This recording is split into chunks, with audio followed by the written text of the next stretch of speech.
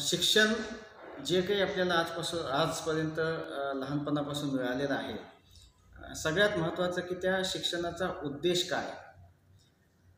उद्देश हा अनफॉर्च्युनेटली जो काही माझा अनुभव आहे, कित्येक पालकांशी मी जेव्हा संवाद साधतो, मुलांशी संवाद साधतो, तेव्हा असं लक्षात आलं आहे की शिक्षण घ्यायचं याच्यासाठी की जर चांगलं तू शिकलास तर तुला चांगली नोकरी मिळेल. म्हणजे शिक्षणाची व्याख्या ही अशी आहे की नोकरी मिळवण्यासाठी आपण शिकलं पाहिजे. मुळातच ही जी व्याख्या आहे किंवा हे जे लहानपणापासून आपण जे सांगतोय किंवा जे ऐकत आलोय, याच्यात बदल होणं आवश्यक आहे. शिक्षण हे एक टूल आहे, एक वे आहे की जीवनामध्ये आपल्याला स्वतःच्या पायावर उभं राहण्यासाठी, जीवनामध्ये चांगल्या गोष्टी उभं करण्यासाठी, जीवनामध्ये एक चांगला मनुष्य म्हणून उभं राहण्यासाठी शिक्षणाची आवश्यकता असते. शिक्षण फक्त एकाच गोष्टीसाठी लिमिटेड नाही की फक्त चांगला शिक म्हणजे तुला पुढे नोकरी मिळेल. हा पहिला मुद्दा. दुसरा मुद्दा, जेव्हा करिअर हा शब्द येतो तेव्हा कित्येक वेगवेगळ्या पद्धतीने आपण करिअरला डिफाईन करू शकतो.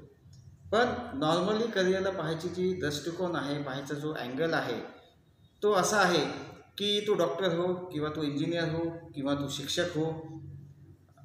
माझ्या दृष्टीने मी असं म्हणेल की हे करिअर नाही. करिअर कशाला आपण म्हणता येईल? करिअर खरं जर डेफिनेशन म्हणता येईल किंवा करिअरची व्याख्या जर म्हणता येईल तर पहिली व्याख्या ही करिअरची की स्वतःच्या पायावर उभं राहणं आणि स्वतःचे अवेलेबल सोर्सेस याचा विकास करणं आणि त्याचा योग्य वापर करणं, याला आपण करिअर म्हणूयात. मग करिअर कोणत्या कोणत्या प्रकारचे होऊ शकतात? त्याच्यात एक महत्त्वाचं पहिला जो करिअर आहे की आपण बिझनेसमन होऊ शकतो का, हे एक करिअरचं टाईप आपण म्हणू शकतो. सेकंड टाईप जी आहे करिअरची, मी असं मानेल की जसं लहानपणापासून आपण एकच ऐकत आलो आहे की जॉब मिळाला पाहिजे, तर job can be a second career.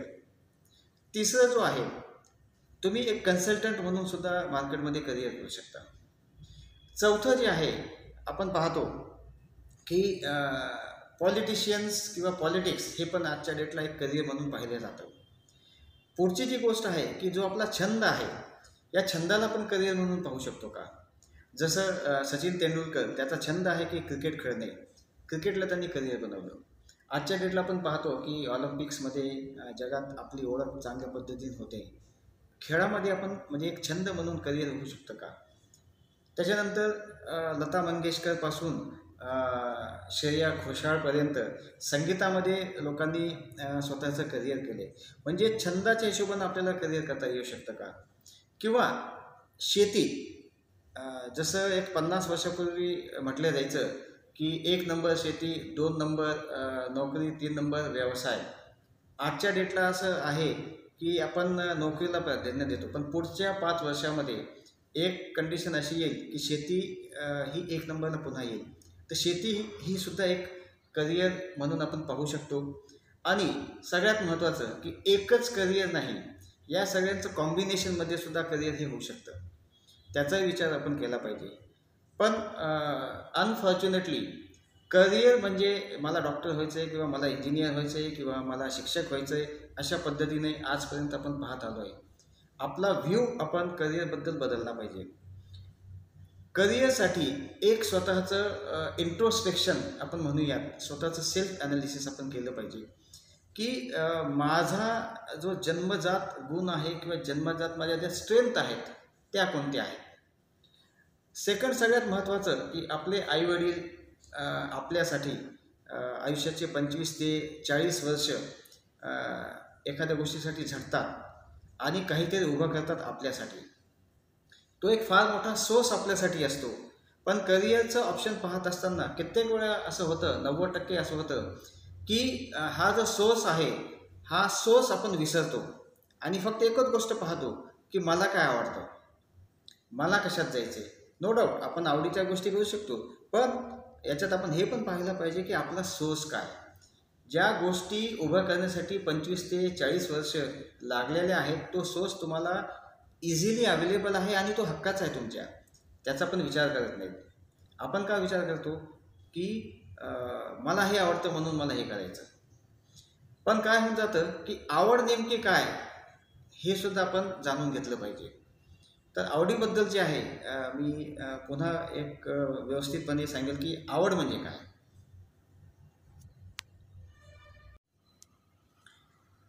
आवडीचं करिअर हे मला घ्यायचं आहे असं आजची नवीन पिढी ऑलमोस्ट 99% असंच म्हणतात. पण नेमकं आपण आवड या गोष्टीची व्याख्या पण जाणून घेऊया. आवड फक्त कोणत्याही गोष्टीचं रंग रूप घेऊन पाहून नसतं. आवड म्हणजे त्या गोष्टीची इत्थंभूत माहिती असणं, आवडीचं किंवा न आवडीचं दोन्ही गोष्टी असू द्या, पण त्या गोष्टीची माहिती मला इत्थंभूत पाहिजे. लहानपणी आपण पाहतो कित्येक वेळेस की आई मुलाला खाऊ घालते आणि मुलगा फक्त कलर पाहून म्हणतो की मला हे आवडत नाही. पण जेव्हा आई त्याला बळजबरीने त्याच्या मुखामध्ये घास भरवते, मग एखाद्या वेळेस ते आवडायला पण लागतं. आवड ही फक्त अस्थेटिक ॲस्पेक्टवर नाही. आवड म्हणजे त्या गोष्टीचं इत्थंभूत ज्ञान असणे म्हणजे आवड, आपण असं म्हणूया.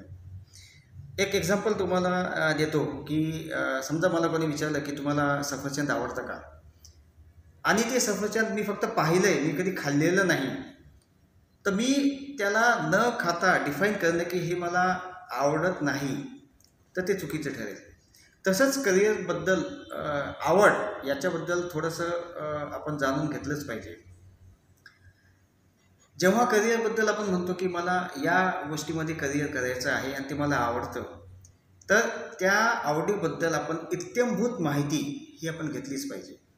100% आपण त्याची माहिती घेतली पाहिजे. आणि माहिती घेत असताना हे सुद्धा कटाक्षाने आपण पाळलं पाहिजे की माहिती आपण योग्य ठिकाणाहून घेतोय का, माहिती आपण योग्य व्यक्तीकडून घेतोय का. कारण हे जग जे आहे हे मार्केटिंगचं जग आहे. कित्येक गोष्टी आपण पाहतो की मार्केटिंग पाहून आपण ती गोष्ट आपल्याला आवडायला लागते. एक साधं उदाहरण की संतूर साबण आपण पाहतो ॲडव्हर्टाईज की संतूर साबण वापरल्यानंतर कोणाचं वय कमी होते. हे शक्य आहे का? पण तरीसुद्धा मला ते मार्केटिंग किंवा ॲडव्हर्टाईजमेंट पाहून मला त्या गोष्टीची आवड होते, असं होऊ नये.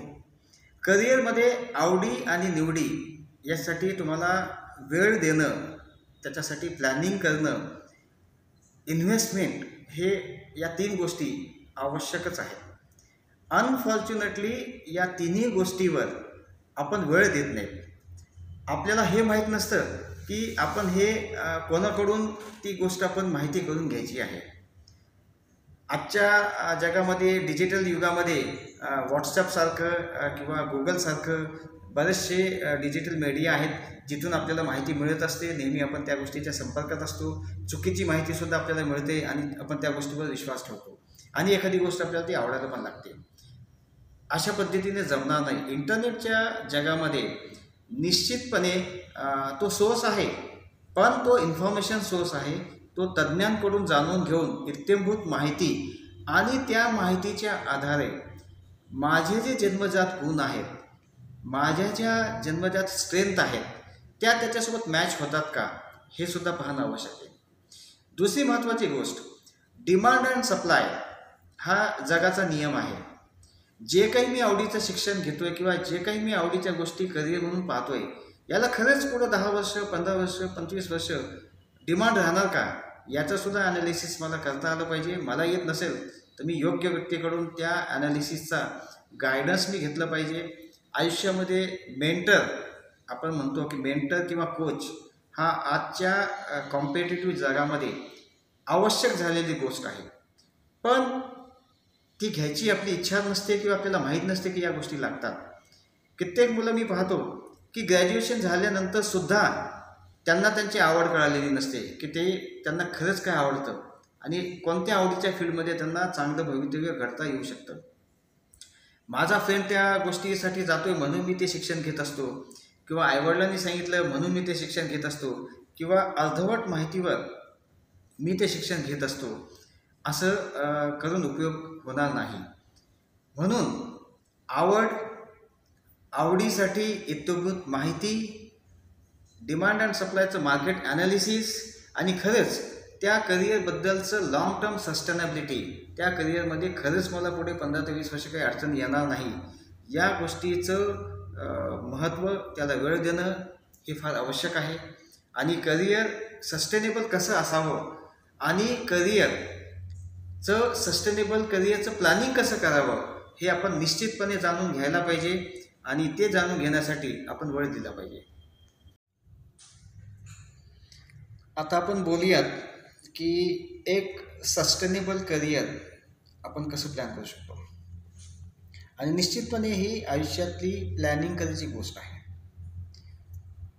सस्टेनेबल करिअर प्लॅन करत असताना सगळ्यात महत्त्वाचं पुन्हा एकदा मी रिपीट करेल की education is a different thing, career is a different thing.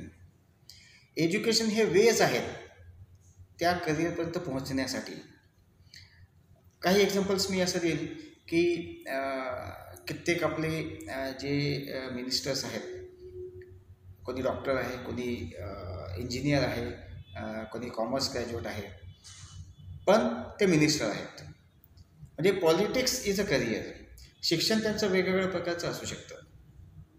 म्हणून करिअर आणि शिक्षण हे दोन्ही वेगवेगळ्या विचार करण्याच्या गोष्टी आहेत.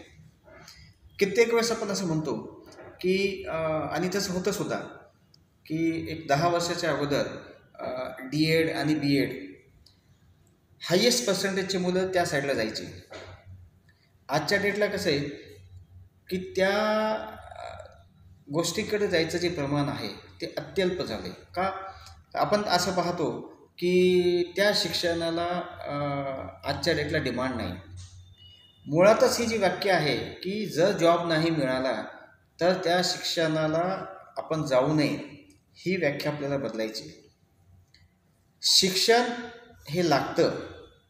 करिअरसाठी सगळ्यात महत्त्वाचा जो लागतो तो म्हणजे तुमचा माइंडसेट. ज्या फील्डमध्ये मला जायचं आहे, जसं मी आधी सांगितलं की जे 8 प्रकार आपण करिअरचे पाहतो की मला बिझनेसमन व्हायचं आहे. मग बिझनेसमन हा इंजिनियर होऊ शकतो, बिझनेसमन हा डॉक्टर होऊ शकतो, बिझनेसमन हा वकील होऊ शकतो, बिझनेसमन जो शिक्षण त्याचं काहीच झालेलं नाही तो सुद्धा होऊ शकतो, पण तो चांगला करिअरसुद्धा घडू शकतो. कित्येक लोकांचं आपण पाहिलं आहे की त्यांचं शिक्षण हे 10वीसुद्धा नाही, पण ते आज मोठ्या मोठ्या इंडस्ट्रीचे मालक आहेत आणि त्या इंडस्ट्रीमध्ये PhD झालेले लोक जॉब करतात. म्हणजे करिअर खरंच कोणाचं चांगलं आहे हे शिक्षणावर डिपेंडेंट आहे का, याचा विचार करणंसुद्धा आपल्याला अति महत्त्वाचं ठरेल. म्हणून करिअर आणि शिक्षण या गोष्टींचं कन्फ्युजन हे आपण दूर केलं पाहिजे. म्हणून चांगलं करिअर घडवण्यासाठी सगळ्यात पहिली जी स्टेप आहे ती स्टेप म्हणजे स्वतःचं इंट्रोस्पेक्शन करणे. आणि निश्चितपणे एक मेंटर किंवा एक कोच किंवा एक गाईड आयुष्यात आपल्याला या गोष्टीसाठी लागणार, हे अत्यंत महत्त्वाचं डिसिजन आहे आणि ते घेणे. इंट्रोस्पेक्शन करून स्वॉट ॲनालिसिस करणे आणि त्या मेंटरसोबत डिस्कशन करणे. पुढची जी स्टेप आहे की ज्या करिअरमध्ये आपल्याला जायचं आहे, ज्या गोष्टीसाठी आपण करिअर म्हणून पाहतो त्या गोष्टीची इत्थंभूत माहिती असणं, ती माहिती घेणे, योग्य ठिकाणाहून तज्ज्ञांकडून योग्य वेळी योग्य मीडिया हा असला पाहिजे, योग्य मेंटर असला पाहिजे. ती माहिती घेतल्यानंतर पुढची जी गोष्ट आहे की त्या करिअरमध्ये जेव्हा आपण पाय ठेवतोय 3 गोष्टीची आपण इन्व्हेस्टमेंट करत असतो. एक स्वतःचा वेळ, जो आयुष्यात सगळ्यात प्रेशियस म्हणता येईल. एकदा गेला की कायमचे गेला, पुन्हा तो वेळ मिळणार नाही. दुसरी गोष्ट, तुम्ही स्वतःचे एफर्ट्स घेत आहात. तिसरी इन्व्हेस्टमेंट ही पैशांची असते. या 3 इन्व्हेस्टमेंट आपण करत असतो. पण या 3 इन्व्हेस्टमेंट केल्यानंतर त्याचं रिटर्न मला काय मिळतं आहे का, हा जो विचार असतो हा विचार आपण कधीच करत नाही. आणि हा जो विचार करेल त्याला मी असं म्हणेल की त्याला एंटरप्राइजिंग माइंडसेट आहे. आणि हा एंटरप्राइजिंग माइंडसेट हा लहानपणापासून डेव्हलप झालाच पाहिजे आणि तो आवश्यक आहे. जो माणूस चांगला बिझनेसमन म्हणून उभा राहू शकतो तो आयुष्यात कधीही चांगली नोकरी करू शकतो, कारण त्याच्यामध्ये त्याच्या लाईफ स्किल्स आणि त्याचं शिक्षण ह्या दोन्ही गोष्टीचं एक्सपर्टाईज असतं. पण जो माणूस मुळातच फक्त नोकरी करण्यासाठी शिकतो तो बिझनेसमन होऊ शकत नाही किंवा तो चांगला कन्सल्टंट होऊ शकत नाही. म्हणून करिअरमध्ये सगळ्यात महत्त्वाचं आहे की तिथे आपण design thinking, enterprising mindset, innovative ideas generation, त्याचं एक्झिक्युशन, त्यासाठी छोटे एक्सपेरिमेंट करणे, पण एक्सपेरिमेंट करत असताना कॅल्क्युलेटेड रिस्क अंगावर घेऊन करणे, ब्लाइंडली एक्सपेरिमेंट करू नये, कॅल्क्युलेटेड रिस्क आपण घेतली पाहिजे. या सगळ्या गोष्टींचं जेव्हा कॉम्बिनेशन एक चांगल्या पद्धतीनं होऊ शकतं तेव्हाच आपण त्याला सस्टेनेबल करिअरमध्ये नेऊ शकतो. आणि करिअर बनवत असताना अजून ज्या महत्त्वाच्या गोष्टी आहेत की तुम्हाला नेटवर्क इस्टॅब्लिश करावं लागेल आणि तुम्हाला स्वतःला चांगल्या पद्धतीने रिप्रेझेंट करावं लागेल, प्रेझेंट करावं लागेल. आणि या गोष्टी जर आल्या तर चांगलं करिअर सस्टेनेबल कोणत्याही फील्डमध्ये होऊ शकतं. मग ते आर्ट्स असो, कॉमर्स असो, इंजिनिअरिंग असो, डॉक्टर असो, मेडिकल असो, कोणत्याही फील्डमध्ये होऊ शकतं. आणि पुढे भविष्यामध्ये आपण प्लॅनिंग करून चांगलं करिअर कसं होऊ शकतं याच्याबद्दल आपण डिस्कशन करू शकतो.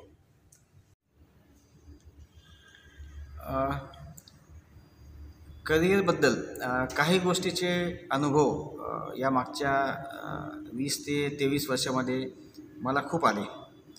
त्याच्याबद्दल काही गोष्टी आपण डिस्कशन करूया. माझा जो रोल आहे या मागच्या 22 ते 25 वर्षामध्ये हा रोल जो आहे तो फक्त एक ॲकॅडमिशियनमधून राहिलेला नाही. फक्त जर ॲकॅडमिशियन असेल तर मला माझ्या विद्यार्थ्याला करिअरबद्दल जास्त मला सांगता येणार नाही. बिईंग ॲकॅडमिशियन माझे काही कन्स्टंट असतील मुळातच, म्हणून मला माझा रोल बदलणं हे मला वेळोवेळी आवश्यक वाटलं आणि तसे रोल मी बदलत पण गेलो. ॲकॅडमिशियन म्हणून मी 10 ते 12 वर्ष काम केलं. त्याच्यानंतर मी ॲडमिनिस्ट्रेशनमध्ये आलो. Taluka, metro city, government sector, private sector, सगळ्या प्रकारच्या सेक्टरमध्ये मी काम केलं. आणि त्याच्यातून मला काही गोष्टी जे अनुभवायला मिळाल्या की करिअरबद्दलच्या कित्येक असं आपण म्हणूयात की मिसकन्सेप्ट म्हणूयात लोकांच्या मनामध्ये आहे. आणि त्याच गोष्टीमुळे आपण आज पाहतो की लोकांचं शिक्षण खूप आहे पण त्यांना जॉब नाही, जॉब्स आहेत पण त्या पद्धतीचं शिक्षण अवेलेबल नाही. म्हणून या सगळ्या दृष्टीने जेव्हा आपण विचार करतो तेव्हा हे अनुभव कामी येत असतात. माझे काही जे अनुभव आहेत ते वेगवेगळ्या पद्धतीच्या रोलचे आहेत. बिईंग ॲकॅडमिशियन हा वेगळा अनुभव, बिईंग ॲडमिनिस्ट्रेटर म्हणून हा वेगळा अनुभव, बिईंग अ बिझनेसमन म्हणून हा वेगळा अनुभव, बिईंग अ रिक्रुटर म्हणून हा वेगळा अनुभव, इनोव्हेशनमधलं जे काम आहे तो वेगळा अनुभव. एक रिक्रुटर म्हणून जेव्हा आपण पाहतो तेव्हा आजच्या डेटला कोणता बिझनेस मार्केटमध्ये नवीन आलेला आहे, त्याचा कन्सेप्ट काय, तो कोणत्या लोकेशनला आहे, तो पुढे सस्टेनेबल राहील का, त्याची ग्रोथ रेट काय राहील, अशा कित्येक वेगवेगळ्या अँगलनी अनुभव आपल्याला घ्यावा लागतो. आणि हा अनुभव घेतल्याशिवाय आपण आपल्या विद्यार्थ्यांना एक चांगलं करिअर कशात आहे हे आपण सांगू शकत नाही. याचं एक उदाहरण मी तुम्हाला देऊ इच्छितो की माझं एक एंटरप्रिनरशिप डेव्हलपमेंटचं लेक्चर चालू होतं एक 6 ते 7 वर्षा अगोदर. आणि तेव्हा मी असं सांगितलं की जेव्हा कम्पॅरिझन चालू होतं की इंजिनिअरिंग बिझनेस म्हणा आणि इंजिनिअरिंगचा जॉब म्हणा कोणता चांगला आहे. मग मी त्यांना समजून सांगितलं की आजच्या डेटला महाराष्ट्रीयन माणसांनी पुढे यायला पाहिजे, बिझनेसमन एक चांगला उद्योजक बनला पाहिजे आणि चांगला उद्योजकला खूप चांगलं इन्कम होऊ शकतं आणि आहेत. तर मला एका विद्यार्थ्यांनी प्रश्न विचारला की सर जर बिझनेस चांगला असं तुम्ही म्हणताय तर मग तुम्ही का बिझनेस केला नाही. या प्रश्नाचं उत्तर माझ्याकडे तेव्हा नव्हतं. आणि लेक्चर झाल्यानंतर मला ते गिल्ट जाणवलं की या प्रश्नाचं खरंच उत्तर मला का देता येऊ शकलं नाही. हां, मी वेळ काढूपणा केला असता पण ते योग्य झालं नसतं. एक शिक्षकाच्या काय म्हणता येईल की गुणाप्रमाणे मी ठरवलं की नाही, आपण बिझनेस केलाच पाहिजे. त्या बिझनेसचे एक्सपिरियन्स आपण घेतले पाहिजे, म्हणजे त्या एक्सपिरियन्सच्या बेसिसवर आपण चांगलं नॉलेज विद्यार्थ्यांना देऊ शकतो. मग मी जॉब सोडला. जॉब सोडून मी बिझनेस असा निवडला की ज्यामध्ये मला अनुभव शून्य होता, पण तो बिझनेस असा होता की विद्यार्थ्यांनी कोणत्या करिअरमध्ये जायला पाहिजे हे मी कोणत्याही फील्डबद्दल सांगू शकतो असा टाईपचा बिझनेस होता. मी रिक्रुटमेंटचा बिझनेस चालू केला. पण रिक्रुटमेंटचा बिझनेस चालू केल्यानंतर फक्त रिक्रुटमेंट हा विषय न ठेवता बिझनेस कोणत्या प्रकारचे असतात, त्यासाठी लागणाऱ्या स्किल्स कोणत्या असतात, त्यासाठी लागणाऱ्या गोष्टी कोणत्या असतात, कोणत्या गोष्टी कुठून केल्या पाहिजेत, त्या बिझनेसला कोणत्या प्रकारची मॅनपॉवर लागते, ती मॅनपॉवर कोणत्या कोणत्या लोकेशनला अवेलेबल आहे. म्हणजे कित्येक वेळेस असं होतं की एक उदाहरण घेऊया आपण की औरंगाबादमध्ये आजच्या डेटला हजारो IT इंजिनियर तयार होतात. पण IT इंजिनियर किंवा कम्प्युटर इंजिनियर तयार झाल्यानंतर त्यांना जॉब औरंगाबादमध्ये फार कमी आहे. 2%सुद्धा जॉब यांना मिळत नाही. मग समजा काही मुलींनी IT केलं आहे आणि त्यांना दिल्लीला जॉब मिळतो आहे, आणि दिल्लीला जॉब मिळतो आणि तेव्हा त्यांचे पालक म्हणत असतील की नाही, आम्ही तुला दिल्लीला पाठवणार नाही.